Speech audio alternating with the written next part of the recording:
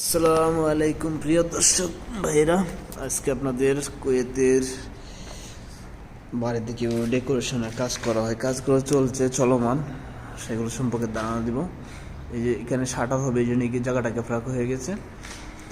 এই যে দেখা যাচ্ছে ডেকোরের কিছু অংশ করা হয়েছে, এখন তার এসির কাজ বাকি আছে, এই জন্য বাকি অংশ পরে করা হবে। এই সাইডটা বাকি রয়ে গেছে। এই রুমটা পুরোপুরি কমপ্লিট করা হয়ে গেছে, কিন্তু এখনো ফিনিশিং বাকি আছে। উপরে এই উপরের সাইডটা ফিনিশিং এখনো বাকি রয়ে গেছে। এই সাইডটাও সেম কিছু অংশ বাকি রয়ে গেছে, যেহেতু আমাদের এসির কাজ বাকি রয়ে গেছে। এই দরজাটা ভেঙে ফেলা হয়েছে, নতুন একটা দরজা কাটা হয়েছে। এখানে দেখেন আর একটু কাজ, সেটা এই একইভাবে করা হয়ে গেছে।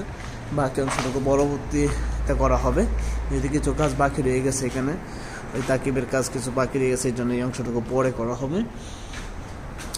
এই ফিনিশিং দেওয়ার পর এরকম হবে ফিনিশিংটুকু।